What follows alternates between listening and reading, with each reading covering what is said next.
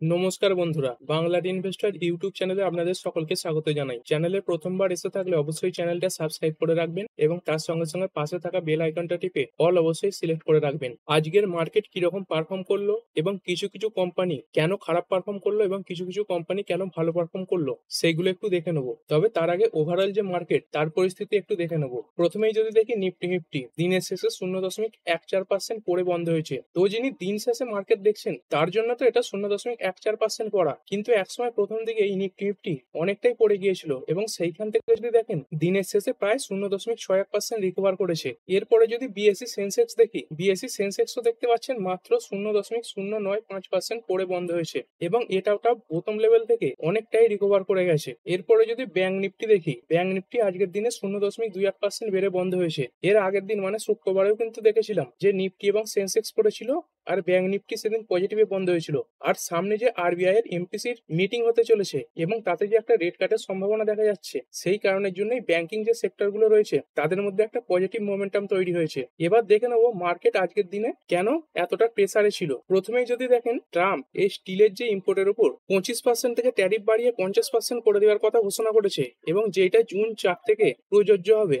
তার কারণের জন্য যদি দেখেন, ইন্ডিয়ান মার্কেটের যে এই স্টিল এবং মেটাল সেক্টরে কাজ করা কোম্পানিগুলো, এই জেএসডব্লিউ স্টিল এটা 1.48% পড়েছে। তারপরে যদি দেখেন বেদান্ত লিমিটেড, এইটাও 0.72% পড়েছে। তারপরে যদি দেখেন টাটা স্টিল, এটাও 1.18% পড়ে গেছে। মানে ওভারঅল যে স্টিল সেক্টর সেদিক থেকে একটা প্রেসার আজকে বাজারে লক্ষ্য করা গেছে। আর এই যে স্টিল, এটা ইন্ডিয়া আমেরিকাতে প্রায় $4.56 বিলিয়ন রপ্তানি করে থাকে। আর এই আমেরিকার ইম্পোর্ট ডিউটি বেড়ে যাওয়ার কারণে ইন্ডিয়ার যে স্টিল সেক্টর গুলো সেগুলো অনেকটাই ক্ষতিগ্রস্ত হবে। এরপরে যদি দেখি এফআইআই এডের ডেটা, এইখানে দেখতে পাচ্ছেন শুক্রবার দিন এফআইআই প্রায় 6,449 কোটি টাকা শেয়ার বিক্রি করে দিয়েছে। মানে এফআইআই এর তরফ থেকেও কোনো স্পষ্ট যে দিক নির্দেশ সেটা ইন্ডিয়ান শেয়ার মার্কেট পাচ্ছে না। এরপরে আমেরিকার সঙ্গে বিভিন্ন দেশের এই ট্রেড টেনশনের কারণে যদি গ্লোবাল মার্কেট গুলো দেখি, এইখানে দেখতে পাচ্ছেন জাপানের নিক্কেই এটা প্রায় 1.30% ডাউন রয়েছে। তারপরে হ্যাংসেং ইন্ডেক্স এটাও 0.57% ডাউন রয়েছে। তারপর যদি দেখি আমেরিকান মার্কেটের ডাউ জোন্সের যে ফিউচার্স সেটা 0.41% ডাউন রয়েছে। S&P 500 এর ফিউচার্স সেটাও 0.56% ডাউন এবং নাসডাকের যে ফিউচার্স সেটাও 0.74% ডাউন রয়েছে। মানে গ্লোবাল মার্কেট থেকে একটা বড় প্রেসার লক্ষ্য করা যাচ্ছে। এবং এরপরে যদি দেখি, ট্রাম্প যে নতুন ট্যাক্স বিল আনতে চলেছে যার মাধ্যমে তিনি তার দেশের যে জনসাধারণ তাদের অনেক ট্যাক্স মাফ করে দেবেন, মানে ইনকাম ট্যাক্স। তার কারণের জন্য দেখতে পাচ্ছেন আমেরিকার যে ধারের পরিমাণ সেটা প্রায় $3.8 ট্রিলিয়ন বেড়ে যাবে। আর আমেরিকার জিডিপি যদি দেখি, আমেরিকার জিডিপি দেখুন, এই যে নমিনাল জিডিপি সেটা রয়েছে $30.50 ট্রিলিয়ন।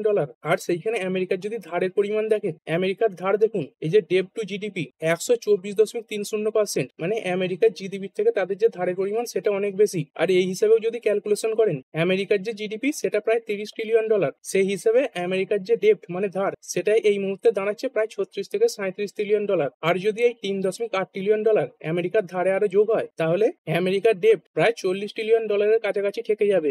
আর এসব কারণের জন্যই দেখতে পাচ্ছেন আমেরিকার যে ট্রেজারি ইল্ড রয়েছে সেইটা প্রায় 4.5%-এর কাছাকাছি চলছে। আর এই ট্রেজারি ইল্ড বেড়ে যাওয়া মানে আমেরিকান যে ইনভেস্টররা আছে তাদের যে ট্রেজারি ইল্ড বন্ড সেগুলো বিক্রি করে দিচ্ছে। আর এই ট্রেজারি ইল্ড বেড়ে যাওয়াটা আমেরিকার পক্ষে কিন্তু যথেষ্টই খারাপ এবং আমেরিকান প্রভাব সেটা কিন্তু গোটা বিশ্বের উপরেই পড়ে। এরপরে যদি দেখি রাশিয়া এবং ইউক্রেন, এই দুটো দেশের মধ্যে যে যুদ্ধ চলছে সেই নিয়েও একটা নতুন পরিস্থিতি তৈরি হয়েছে। এইখানে যদি দেখেন, ইউক্রেন কিন্তু এই রাশিয়ার মধ্যে বড় ধরনের ড্রোন অ্যাটাক করে দিয়েছে।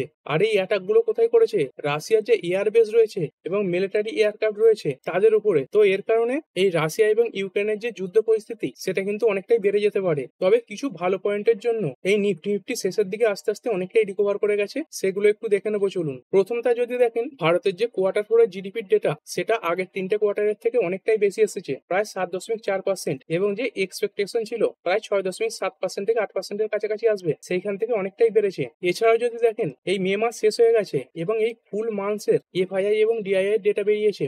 এখানে দেখতে পাচ্ছেন মে মাসে এফআইআই টোটাল 11,773 কোটি টাকার শেয়ার কিনেছে। আর যদি আগে থেকে দেখেন, নভেম্বরে বেচেছে, তারপরে ডিসেম্বরে বেচেছে, জানুয়ারিতে বেচেছে, ফেব্রুয়ারিতে বেচেছে এবং মার্চ মাস থেকে কামব্যাক করতে শুরু করেছে। মার্চ মাসে 2,014 কোটি, তারপরে এপ্রিল মাসে 735 কোটি, আর মে মাসে 11,773 কোটি। আর এফআইআই যখন কামব্যাক ব্যাক করে তখন কিন্তু এভাবেই করে। এবং যদি ডিআইআই এর ডেটাও দেখি, ডিআইআই কিন্তু প্রতি মাসেই বড় বড় অ্যামাউন্টের শেয়ার কিনে গেছে।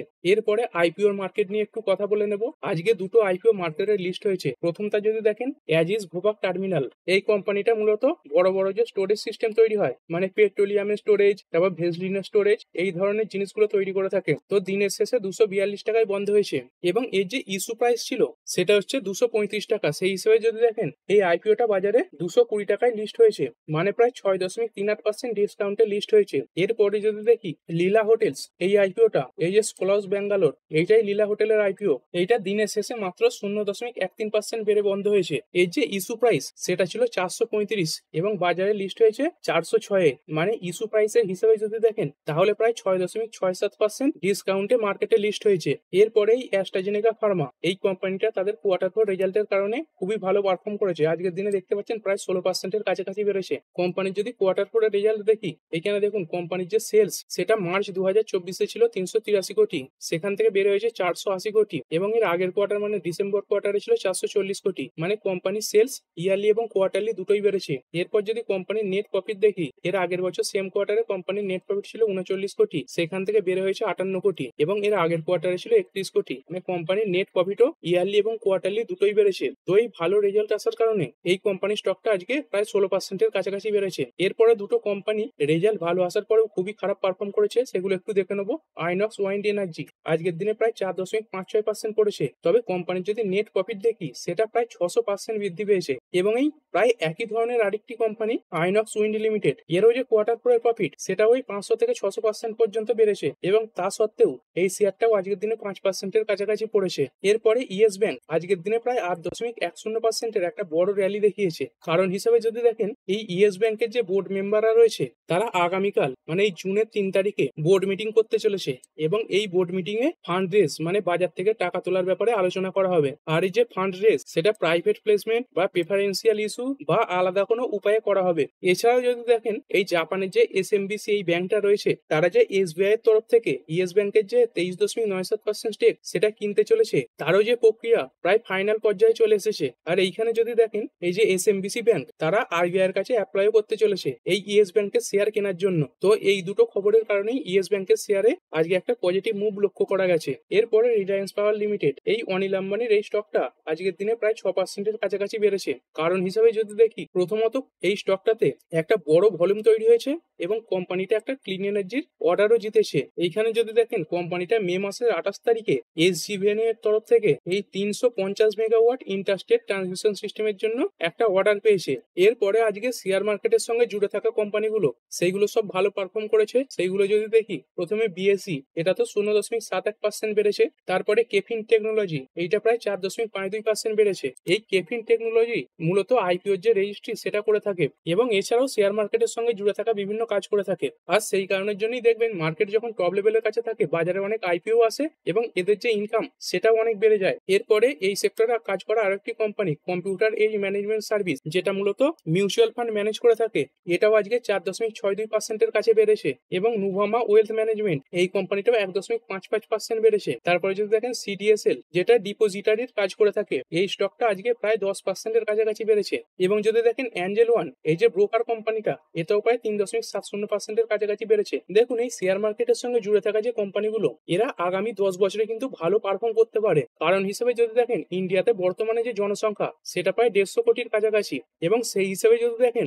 মাত্র 16 থেকে 17 কোটি ডিম্যাট অ্যাকাউন্ট রয়েছে এবং যার মধ্যে মাত্র 5 থেকে 6 কোটি ডিম্যাট অ্যাকাউন্ট অ্যাক্টিভ রয়েছে। এছাড়াও যদি দেখেন 2016-17 করে একটা মাসে যে সিপ মানে মিউচুয়াল ফান্ডের যে সিস্টেমেটিক ইনভেস্টমেন্ট প্ল্যান সেটা আসতো প্রায় 3000 কোটি 4000 কোটির কাছাকাছি। আর সেই হিসেবে যদি দেখেন এই কারেন্ট যে মাসগুলোয় মানে এপ্রিল মাস মে মাসগুলোয় প্রায় 26 থেকে 27,000 কোটি টাকার কাছাকাছি এক মাসে সিপ চলে আসছে। এবং সব থেকে ভালো যে ব্যাপার, মার্কেট পড়লেও এই যে সিপের যে পরিমাণ সেটা কিন্তু কমছে না, বরঞ্চ বাড়ছে। কারণ মানুষ ফাইন্যান্সিয়ালি অনেক বেশি সচেতন হচ্ছে এবং মার্কেট যখন পড়ছে সেই সময় তারা তাদের ইনভেস্টমেন্ট আরো বাড়িয়ে দিচ্ছে। এরপরে ক্রুড এডিবল অয়েল, তার উপরেও সরকার একটা সিদ্ধান্ত নিয়েছে। এরপর যে ইম্পোর্ট ডিউটি সেটা 20% থেকে কমিয়ে 10% করে দিয়েছে। আর এর ফলে কি হবে, যে কোম্পানিগুলো এই এডিবল অয়েলকে কাজে লাগিয়ে তাদের প্রোডাক্ট তৈরি করে মানে এফএমসিজি যে কোম্পানিগুলো, তাদের উৎপাদন খরচ কমবে, যার ফলে কোম্পানির প্রফিটও বাড়বে। তো সেই কারণের জন্য দেখতে পাচ্ছেন এই সেক্টরে কাজ করা কোম্পানি পতঞ্জলি ফুডস প্রায় 1.5%-এর কাছাকাছি বেড়েছে। তারপর ব্রিটানিয়া ইন্ডাস্ট্রি, এরা প্রায় 2% উপরে বেড়েছে। এরপরে একটি কোম্পানি আজকে সকলের ফোকাসে ছিল, এই Nibha Bupa health insurance company আজকের দিনে প্রায় 10%-এর কাছাকাছি পড়ে গেছে। কোম্পানিতে যদি দেখি একটা বড় ব্লক ডিল হয়েছে। এইখানে দেখতে পাচ্ছেন এই যে ফেটেলটন এবং কৃষ্ণান রামাচন্দ্রন, এরা কোম্পানির বড় ইনভেস্টর। এরা কোম্পানির প্রায় 7.2% স্টেক আজকের দিনেই সেল করে দিয়েছে এই ব্লক ডিলের মাধ্যমে। তবে দেখুন এই যে ব্লক ডিল, এর প্রভাব এই শেয়ার প্রাইসের উপর কিভাবে পড়বে সেটা সম্পূর্ণভাবে নির্ভর করে এই ব্লক ডিলের যে ফ্লোর প্রাইস সেটা কত ঠিক করা হয়েছে তার উপরে। এবং সেই হিসেবে যদি দেখেন আজকের এই ব্লক ডিলের যে ফ্লোর প্রাইস সেটা সেট করা হয়েছিল 82 টাকা পার শেয়ার, যেটা এর আগের দিনের ক্লোজিং মানে শুক্রবারের ক্লোজিং থেকে প্রায় 11%-এর কাছাকাছি নিচে।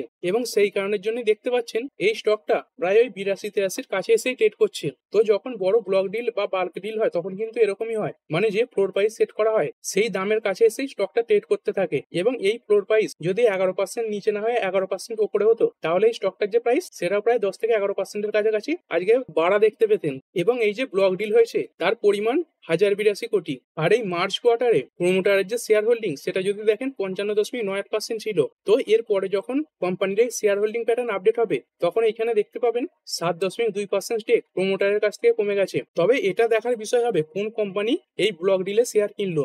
যদি বড় কোনো গ্রুপ কেনে তাহলে তো ভালোই, মানে বড় যদি কোনো নাম হয়। তবে দেখুন কোম্পানি যে প্রমোটার স্টেক সেল করে দিচ্ছে এটা কিন্তু অবশ্যই একটা নেগেটিভ পয়েন্ট হয়ে দাঁড়াচ্ছে। এরপরে ওলা ইলেকট্রিক মোবিলিটি লিমিটেড স্টকটা তো আজকে 4.79% বৃদ্ধি পেয়েছে, কিন্তু কোম্পানির যে সেলসের ডেটা সেটা খুবই খারাপ এসেছে। যদি দেখেন কোম্পানি এই মে মাসে মাত্র 18,499টা গাড়ি বিক্রি করতে পেরেছে, যেটা এর আগের বছর মে মাসের তুলনায় প্রায় 51% কম। এবং সেখানে টিভিএস মোটর বিক্রি করেছে 24,560টা গাড়ি, যা এর আগের বছর মে মাসের থেকে প্রায় 24% বেশি। এবং বাজাজ অটো বিক্রি করেছে 21,770টা গাড়ি, যেটা আগের বছর মে মাসের থেকে 22% বেশি। তার মানে শুধুমাত্র ওলা ইলেকট্রিকেরই যে সেলস সেটা কমে যাচ্ছে, এই যে কম্পিটিটর রয়েছে এদের যে সেলস সেটা কিন্তু যথেষ্টই বাড়ছে, মানে এর যে ডিমান্ড সেটা কিন্তু আগের থেকে অনেকটাই কমে গেছে। এরপরে নিফটি ফিফটির মধ্যে যদি দেখি 21টা কোম্পানি আজকে পজিটিভে বন্ধ হয়েছে, 29টা কোম্পানি নেগেটিভে বন্ধ হয়েছে। এবং টোটাল এনএসির মধ্যে 3014খানা স্টক আজকে ট্রেড হয়েছে, যার মধ্যে 1529খানা স্টক পজিটিভে বন্ধ হয়েছে এবং 1402খানা স্টক নেগেটিভে বন্ধ হয়েছে।